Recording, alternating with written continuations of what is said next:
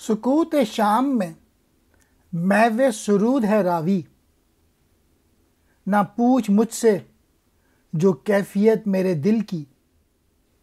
پیام سجدے کا یہ زیر و بم ہوا مجھ کو، جہاں تمام سواد حرم ہوا مجھ کو۔ سر کنارہ آب رواں کھڑا ہوں میں، خبر نہیں مجھے لیکن کہاں کھڑا ہوں میں۔ اس نظم کا مین موضوع دریائے راوی کا کنارہ ہے۔ اقبال کہتے ہیں ہر جانب شام کا سکوت طاری ہے، شام کی خاموشی طاری ہے، لیکن دریائے رواں کی موجیں شور نغمگی گا رہی ہیں۔ اس لمحے جو کیفیت میرے دل کی ہے، اس بارے میں کچھ نہ پوچھ۔ دریاؤں کی موجوں کا اونچا نیچا ہونا میرے لیے تو سجدے کا پیغام بن گیا ہے۔ میں تو اس عالم میں ہوں کہ ساری دنیا مجھے خانہ کعبہ اور اس کے گرد و پیش سے ہم آہنگ نظر آتی ہے۔ یہ درست ہے کہ میں بیٹھے ہوئے اس دریا کے کنارے پر کھڑا ہوں، تاہم اپنے خیالات میں اس قدر مگن ہوں کہ میں یہ بھی نہیں جانتا کہ میں کہاں کھڑا ہوں۔ سکوت شام، شام کی خاموشی، محو سرود، گانے میں مصروف۔ پیام کہتے ہیں پیغام کو۔ زیر و بم، اوپر نیچے، مراد لہروں کا لہرانا۔ سواد حرم، کعبہ کے نواح۔ سر کنارہ آب رواں، چلتے ہوئے پانی کے کنارے۔ رنگ دار، رنگین، دامن شام، شام کا پلو۔ شراب سرخ سے رنگین ہوا ہے دامن شام، لیے ہے پیر فلک دست ریشہ دار میں جام۔ عدم کو قافلہ روز تیز گام چلا، شفق نہیں ہے یہ سورج کے پھول میں گویا۔ کھڑے ہیں دور وہ عظمت فضائے تنہائی، کنارے خوابگاہ شاہسوار چغتائی۔ فسانہ ستم انقلاب ہے یہ محل، کوئی زمان سلف کی کتاب ہے یہ محل۔ مقام کیا ہے سرود خاموش ہے گویا، شجر یہ انجمن بے خروش ہے گویا۔ علامہ اقبال ان اشعار میں شام کے متعلق بتاتے ہوئے بتاتے ہیں کہ شام کا جو دامن ہے وہ سرخ ہو گیا ہے، اور بوڑھا آسمان اپنے کانپتے ہوئے ہاتھ میں شراب کا پیالہ تھامے ہوئے ہے۔ سورج ڈوب رہا ہے، جیسے شراب کے پیالے سے تشبیہ دی گئی ہے، اور شراب کا پیالہ جھلک رہا ہے، اور شام کا دامن رنگین ہو گیا ہے۔ یہ شفق کو سورج کے پھول معلوم ہوتے ہیں۔ یہاں پہ شہنشاہ جہانگیر کے مقبرے کے مینار نظر آ رہا ہے، جو اپنی عظمت اور شان کے ساتھ اس تنہائی میں موجود ہے۔ یہی وہ مقبرہ ہے جسے شہنشاہ جہانگیر یہاں ابدی نیند سویا ہوا ہے۔ یہ مقبرہ دیکھا جائے تو انقلابات زمانہ اور اس کے ظلم و ستم بتاتا ہے، بلکہ ماضی کی تاریخ سے بھی تعبیر کیا جا سکتا ہے۔ یہ مقبرہ تو حقیقت میں ایک خاموش نغمے کی طرح ہے، اور یہاں جو درخت موجود ہیں وہ ایسی محفل کی طرح ہیں جہاں کسی ہنگامے کا عمل دخل نہ ہو۔ دامن شام، شام کا پلو۔ پیر فلک، بزرگ آسمان۔ دست ریشہ دار، کانپتے ہوئے ہاتھ۔ جام کہتے ہیں شراب کا پیالہ۔ عدم، فنا کو۔ روز تیز گام، تیزی سے گزر جانے والا دن۔ شفق، افق پر پھیلی ہوئی سرخی۔ عظمت کہتے ہیں بڑائی کو۔ فضائے تنہائی، اکیلے پن میں اضافہ۔ خوابگاہ شہسوار چغتائی، یہاں مراد ہے مقبرہ جہانگیر کا۔ فضائے تنہائی، اکیلے پن میں اضافہ، زمان سلف گزرا ہوا زمانہ،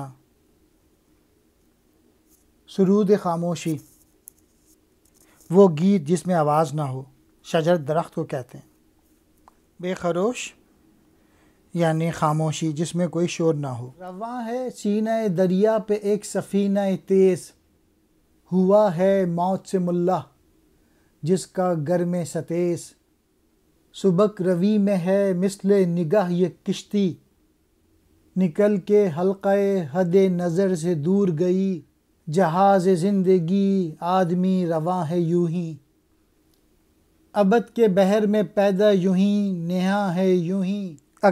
مقبرے سے ہٹ کے علامہ اقبال کی نظر دریا پر چلی جاتی ہے اور کہتے ہیں کہ راوی میں کشتی تیزی سے چلی جا رہی ہے اور اس کے ملا نے دریا کی لہروں سے زور آزمائی شروع کر دی ہے۔ اب علامہ اقبال اپنے میسیج کی طرف آئے، مین میسیج کہ انسان کی جو زندگی کا جہاز ہے وہ بھی اسی کشتی کی طرح ہے کہ چلا جا رہا ہے سمندر میں، کبھی ظاہر ہوتا ہے اور کبھی آنکھوں سے اوجھل ہو جاتا ہے۔ جہاز زندگی آدمی رواں ہے یوں ہی، ابد کے بحر میں پیدا یوں ہی، نہاں ہے یوں ہی۔ کہتے ہیں ہمیشگی۔ اقبال نے اس شعر میں کشتی کی طرح جو کہ دریا پہ چل رہی ہوتی ہے، اس طرح سے انسان کی زندگی کو بیان کیا ہے کہ انسان اپنی طبی عمر تک پہنچنے کے بعد ہر چند کے نظروں سے اوجھل ہو جاتا ہے، تاہم فنا نہیں ہوتا۔ مراد یہ ہے کہ اس کی روح بے شک غائب ہو جاتی ہے، تاہم وہ مرتا نہیں بلکہ ایک طرح سے پس منظر میں چلا جاتا ہے۔ شکست سے یہ کبھی آشنا نہیں ہوتا، نظر سے چھپتا ہے لیکن فنا نہیں ہوتا۔ نہاں کہتے ہیں چھپا ہوا، آشنا کہتے ہیں واقف۔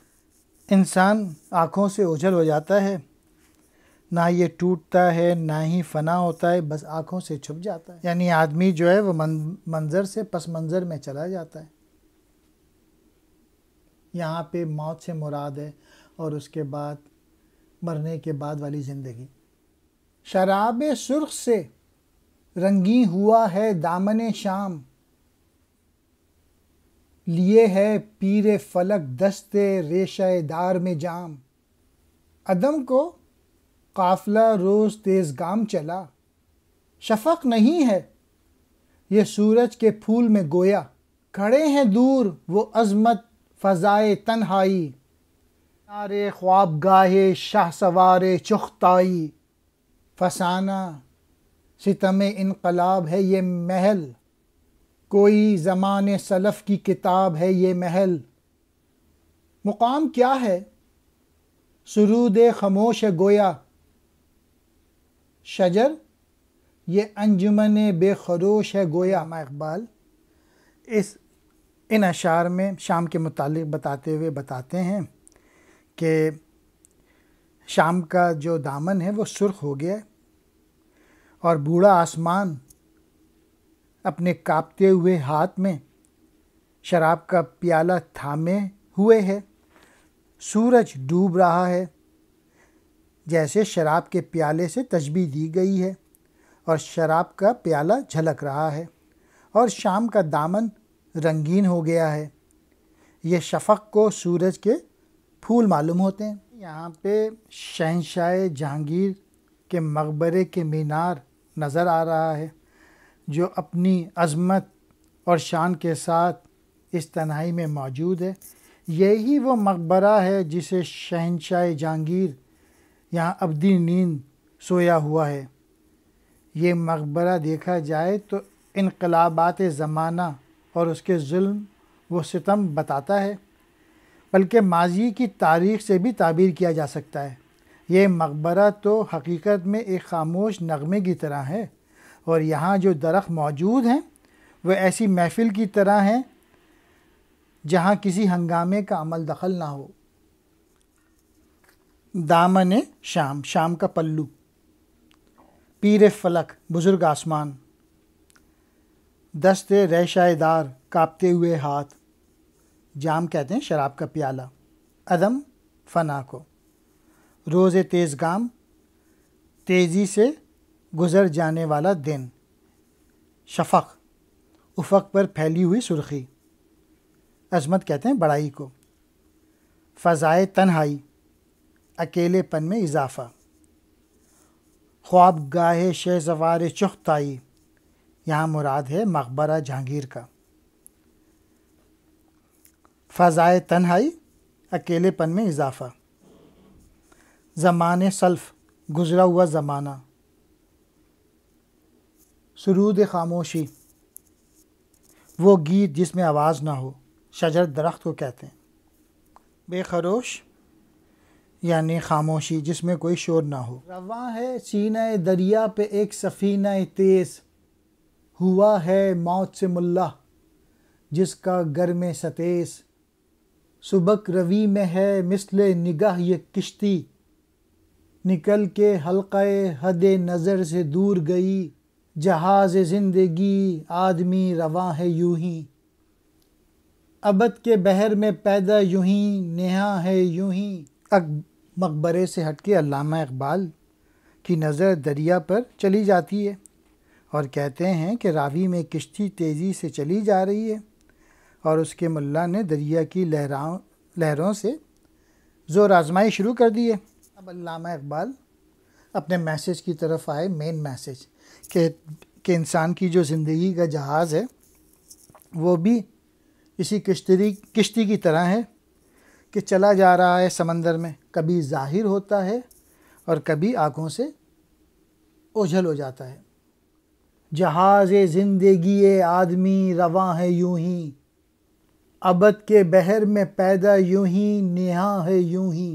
کہتے ہیں ہمیشگی، اقبال نے اس شعر میں کشتی کی طرح جو کہ دریا پہ چل رہی ہوتی ہے اس طرح سے انسان کی زندگی کو بیان کیا ہے کہ انسان اپنی طبی عمر تک پہنچنے کے بعد ہر چند کے نظروں سے اوجھل ہو جاتا ہے، تاہم فنا نہیں ہوتا۔